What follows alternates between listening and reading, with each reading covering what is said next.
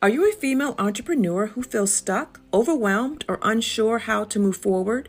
The Life Coaching for Business Builders program helps you harness your inner power, build your authentic platform, and chart a clear path to business success. You don't have to do this alone. Together, we'll create strategies, structure, and accountability to help you boss up in life and business. It's time to claim your power and make your business dreams a reality. Welcome to Boss Business Strategies Talk Show, the premier talk show for entrepreneurs looking to scale to their first $1 million, where I bring you front and center to the blueprint behind the brands, straight from the millionaire entrepreneurs themselves. I'm your host, Dr. Marcia, physician, life coach, business coach, and radio personality, and I help female entrepreneurs who are navigating this business building process to harness the power of their story and build an authentic platform while charting a clear path to business success. It's all about the power, the platform, and the pathway. And today I am beyond excited to welcome a powerhouse who's done just that, Deb Whitcas. She is a two-time Emmy-winning TV producer and sports host reporter with a lifelong passion for sports. She is a credentialed media member of the LA Rams, covering the team weekly from Woodland Hills facility and on camera, and as a print reporter for Sports Illustrated High School, spotlighting high school athletes worldwide. Deb has hosted Super Bowl red carpets. She's operated on Media Row at multiple Super Bowls, and she created and hosts the Blonde Blitz, the only female-led NFL variety podcast covering all 32 teams. And she has held credentials for numerous Super Bowls, NFL combines, drafts, championship games, and training camps. Beyond sports, she is a co-executive producer in True Crime for I Crime with Elizabeth Vargas and Crime Expose with Nancy O'Dell, now streaming on Amazon Prime. So welcome, Deb, to the show. How are you? I'm so well, Dr. Marcia. How are you? Thank you for having me. Look, I am so glad to have you. We met at last year's Super Bowl, and We we were did. supposed to get this thing going. And well, we did make it before this Super Bowl. Okay, so Yes, we there we did we go. did we We've got a did do couple it. weeks Yes, we did before. do it. We did do it, and it's just great to sit down with you. I love your brand. I love what you represent. Thank you. And I want to just start off with, I mentioned you are a two-time Emmy Award winning producer, which is phenomenal. Thank Congratulations for you. that. Thank you so much. That was a And dream. you're It's a dream to get one, and I have I know, two. get two. So, I know. yeah, Amazing. one for more. And you're also a very well credentialed member of the NFL media. And I want to know what sparked your sports media journey and what's been keeping you going, even when the doors may not have been open for you so big. Yeah, and I mean, the doors are still opening, to be honest. I'm not quite exactly where I want to be. You can always, I'm still chasing the dream. I can, I see what some of these other reporters and hosts are doing, and I want to be them. But I also want to realize, how far I have come, in the sports world. So yeah, I've always been a huge sports fan. My father played for the MLB. He was the minors for the Phillies. So I grew up throwing the ball. I played softball myself. My dad definitely wanted a boy. He got a girl who loves sports. So same Well, there you thing, go. right? Exactly, exactly. So I think my father has a lot to do with the reason why I do sports now. Uh, so I originally though didn't go into sports originally. I originally was in unscripted television, and my dream was always to work for MTV and to entertainment, and I did do those things. And I have to say I liked sports better, but I originally didn't. I was always just a fan, right? It was sports was always the escape from Hollywood, because Hollywood's it's pretty legit and it's pretty hard to do. So is sports though. So the situation was I was in Atlanta. I had moved from LA to Atlanta for a gig, and I was in Atlanta and I was working on three different shows. Well, all three of those shows got canceled at the same time. Mm, Okay. So I'm yeah. not even in my home. I'm not even where I live. Like, I'm not even where my house is. My shows are canceled, and I'm like, what am I gonna do? Like, I kind of saw the writing on the wall as far as unscripted was concerned, because now it's definitely on the downslide. And I thought, what else can I do? right? And I was like, what else do I love? So I had to kind of go inside and really think, what else do I love? And that answer was sports. And so I literally sat down at my laptop and I typed in, how do I become a sports reporter? Swear to God. And up popped Lee Steinberg's career academy, right? Okay. Lee used to do about 7, 8 years ago. He did it was media, it was how to be an agent, it was marketing, all within sports. So I was like, what, seems like a great opportunity. I was going to be in LA. It was at Pepperdine University. I flew from Atlanta to LA, did the conference, and then just started there. I still have contacts that I talked to from that conference. I'll be seeing Lee, at Super Bowl in a couple weeks on Media Row. I have an interview already set up with him, and so it was just building contacts from there. And then that's how it all really got started. And then also too, I just put myself in the sports world, like already being a fan. I was already going to games, but I made sure to, talk with people and talk with the people around me and just say, hey guys, I'm trying to be a sports reporter. Like, can I do this? Like, can I go on this red carpet? Will there be athletes there? Can I speak with them? And I got really lucky because I was doing a stand-up outside. It was one of the Super Bowls in Miami. Was doing a stand up. I was just with friends and I'm sitting there and I'm doing a stand up. I'm losing light. And there was a guy who was actually a driver. It's a crazy story. There was a driver and he was like, hey, can I help you? And I was like, no, no, no, I'm good. And he goes, no, I do this. And I was like, what do you mean you do this? Well, he proceeds to get a stick mic from his car, right? And I'm like, what? And so, as it turns out, he worked for a nonprofit media company called the Skyboat. Mhm. And he helped me, he directed me. We had a great stand up. I put it on my reel.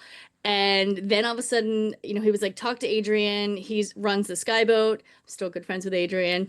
And then all of a sudden, I was a reporter for Skyboat. And the next thing you know, I had credentials to XFL. And then it's just been one step after the other. And granted, there's been some steps back because that's going to happen in Yeah, life. But for absolutely. the most part, every time it's a step up and people hear your name and then they want to talk to you. And then I started the podcast. So yeah, it's you just you just have to keep Keep going and put going. Exactly. one foot in front of the other. That's a great story. I love it. And for those that may be listening via the podcast and not seeing the visual, the two Emmys are sitting behind you. Okay. Yes. And I want to know, how have they opened up doors that probably would not have been open for you? I love this question and I'm shocked that I do not get it more. Yes, they absolutely helped because I'm in unscripted TV, uh still media, still journalism. So I think it absolutely opened some doors. If I was just Deb Whitcas coming in, no Emmys, trying to make the transition from unscripted TV to sports media, I probably would have had a much harder time without the Emmys. But I think it just shows your work ethic, and I know people know I have it because I do have the accolades, and it's not easy to win to with these things. So, and I try to put all of the hard work that I put it in unscripted definitely into sports as well. And I still do obviously do unscripted work as well still. So I kind of am by day I'm the unscripted producer, and then by night and weekends I'm a sports reporter. So I love that. So even as you are reporting, you're also part of the LA Rams media team. Mhm. Yeah. Take us, in the day of the life of Deb Wickus with the LA Rams. What does that look like? Sure. So I'm actually going there in about 10 minutes after I get off with you. Wake up. I'm out the Rams about 2 times a week, once or twice a week. Wake up early. This morning I had an interview with SI.com because I also work for them. Now I'm with you. Then I'm gonna make sure that all the pets are good before I leave. And then I'm at the Rams. It's about an hour and a half drive to get there. The Chargers are right down the street, but the Rams are not. And yeah, then we go in the Rams facility. There's a media place where all media kind of sit and hang out. We kind of catch up with each other because it is a family. Like I have friends there now, and we've been covering the Rams. Some of them have been covering them for years. This is my first year, but you become friends because you talk and whatnot. and you all have the same love. So then we usually start with a presser. It's either Sean McVay or one of the coordinators, and that's how today is going to look. And then they bring you back after the presser. They bring you back. The presser lasts about 10 minutes. You can ask whatever you want, and then we go back in the media room. We wait until we're called back out for practice. We go out. We watch some practice. We get some B-roll. And then, we're told kind of where we can shoot and where we can't, because obviously you don't want any of their secrets or any of the plays to get out. Right. And they're very strict about that, as they should be, especially now in Exactly. the conference championships. And then we go back in the media center. We wait. We all do our work. I start writing my stand-ups from the presser. I know what I have for B-roll. I get that all prepped. Then today we are going to be talking with Puka Nakua and Jared Verse. So I have my questions for them already prepped. I'm already ready to go. And then come back, then the locker room is open. And I normally do my stand-ups before the locker room. And then I go in the locker room and ask some questions. My 3 questions today are going to be, what's the vibe like in the locker room? The game was extremely close for the divisional last game. What adjustments have been made, and finally, what are the challenges that the Seahawks bring on? Like, what's the number one challenge that the team is up against? So those are my 3 questions for today, and I'll get a couple of the players. Yeah, and then if I didn't get a chance to do my stand up, I'll do my stand up then, and then we eat lunch, and then we take off, and then Yeah. I'll be there on Friday. So Yeah. So it helps that you are an Emmy award winning producer, right? it You absolutely know helps. how to do this. And then let's even take it, I talk about creating your own stage in your business. And you actually Yeah. did that with the Blonde Blitz Mhm. show, the only women-led, variety show. Can you tell us about what was the gap that you saw and how did you fill it? You know, the Blonde Blitz came during COVID, actually. It was originally called Touchdown Timeout. And I knew I wanted to basically after XFL folded because of COVID, I was upset. I cried for 2 weeks. And I basically was like, I have to think of something else. And I was on the phone with a friend of mine. She's a writer. She's like, Deb, why don't you do a little show? Like, keep busy.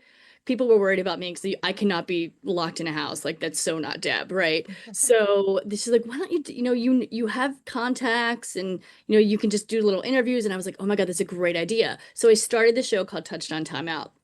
Well, Touchdown Timeout, I did it for a couple months. It was great. I got a gig with the doctors on ABC or CBS, and I got really busy. We were working like 120-hour weeks. It was during COVID. So like it was a medical show. So Right. unfortunately the football kind of went to the wayside. Not as a fan, but just Touchdown Timeout. So I tried to bring it back a few times, and it didn't quite work. And then I was approached to start a show. It was the two blondes. It was me and Nikki Gist. She was a beat reporter for the Giants, and her and I started. We talked about some different names. I wanted to do something with Blitz, and then she was like, "How about Blonde?" And like it all worked out, right? Nikki and I did the show for a season. And then she decided to leave the show, and then I took it over, revamped the entire thing, and then made it a variety, kind of a blitz coming at you. And I when I revamped it, I just saw a lack of women in sports, the conversations. And I wanted to kind of bring that more to the forefront, because women are just as good as men, right? And I wanted a safe space for women to come on and talk sports as well. But I also wanted to do, I wanted to continue the NFL interviews and the coaches and the players. And also, I have a design segment. Shay Holland, she's HGTV designer to the athletes. Like, she comes on and talks design, and that's very women. It's men love it too, though. Also, we've got a food segment, and Chef Virginia. She's Von Miller's private chef. She comes on and gives you healthy ways to eat food while you're watching the games. Okay, we need that. Yeah, right. She's like, we're gonna keep your waistline like stitched, and then of course, we also do, game analysis, game picks, headlines that are around the NFL. So it's a mix of comedy too. We've got a comedy segment. So it's a variety show. I didn't, there's not one out there, you know? So, and it's female led. Majority of my staff is female. Oh, I also have a tarot card reader, Carrie.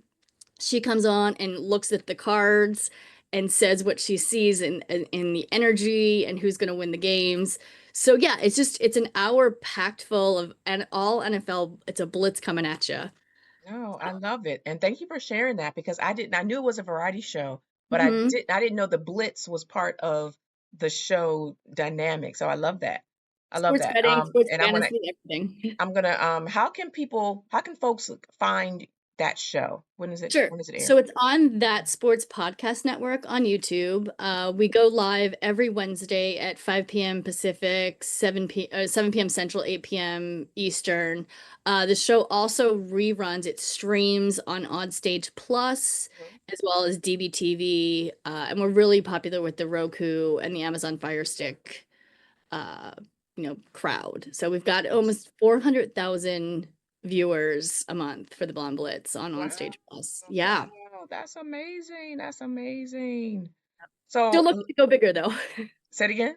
Still Looking to go looking to go bigger? bigger though. Of course, always a bigger, always a bigger. Um, I know, so we are going to be seeing each other at the Super Bowl in a couple weeks. I think there's a little bit of a misconception for folks that are hearing about media coverage, thinking that it is like it's like Star Search or it's like very what do you call it? You're rubbing elbows with all the Right. people, It's but very it's prestigious. it is it's a lot of work. It's a lot of It's a work. lot of work. Can you speak to that and speak to what is the strategy behind you going to Media Week and you doing the coverage? First of all, as far as coverage for Media Week, it's my favorite week of the year. But I go from 6 a.m. My alarm goes off at 5. I am in makeup at 6 a.m. and I go till 2 o'clock in the morning. And then you sleep for a couple hours and you're right back at You it. do it all over again. You just do it all over again and you're exhausted when you come back, but you're so happy that, with the time that and what you accomplished. It's nonstop. I mean, you get in the car, you go to Media Row, you're on Media Row, you're doing the interviews, you're walking around looking with who you can interview, and then you go to the pressers, the head coach pressers, you go to media availability for the players, you're running around there trying to get as many questions in as you possibly can because you don't have a lot of time with the players. Mhm. And then there's different events that you go to. There's probably like three or four. We've got Off the Field Wives. Jen Welter usually does an event. She's got a Mhm. girls' camp going on Saturday. Uh, the sports power brunch. There's parties at night that you go and you can I interview on the red carpet before and then go have a cocktail because I really don't drink during Super Bowl week because you can't. um, but yeah, I mean and just I get a lot of sleep before and try to at least. And I literally do an Excel spreadsheet and I'm actually doing it this weekend for the start of everything. And I put every single event and just kind of map out what I'm planning to do, throughout the entire week because it happens fast. Like you gotta Does. it's go, go, go, go, go. Because last year was my first year and I got, it's a whole lot of moving parts. Yeah. And we're going to do it again this year. Yep. I will be at the Sports Power Brunch as well. Fabulous. I got to hang out with Dr. Jen last year. And I wish her well and all of the things. So I want to ask you, this show is for entrepreneurs who are looking to kind of scale. Some of them may not be as visible. Most of them are not in media. But what would be a tip that you would give to them as they're kind of getting started or scaling their business? And then I have one other question for you. Why don't you let's do that one Sure. first? I think my advice is talk with everyone. Just coming from a media standpoint, everybody has a story, and you don't know what that story is. First of all, I just love learning about people. Like I'm a people person, and I will talk to anybody. So I want to learn everyone's story because I think it's so interesting. And also too, you never know how that person can help you too. And not every conversation you're gonna have, someone's gonna help you for sure, but it is it's just worth it. I would talk to everyone you can, network with everyone you can, and just smile a lot. Yeah, yeah, love it. So the other question I had was, we talk about the $1 million moment, which is the Mhm. mindset behind the success that you've had.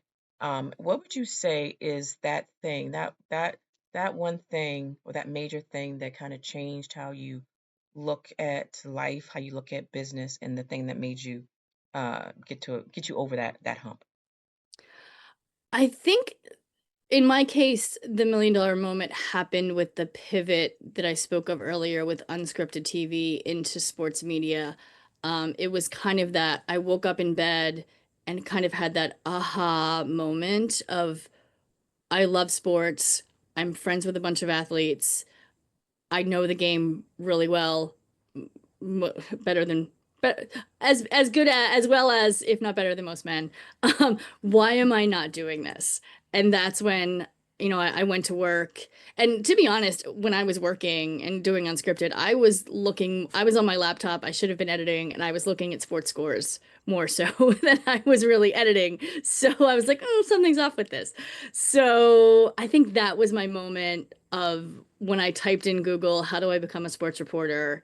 And that just, the domino effect started with that. That's when the dominoes, no, I don't say want to say started to fall, because I've definitely been brought up, but that's when the whole system started, was when I had that aha moment.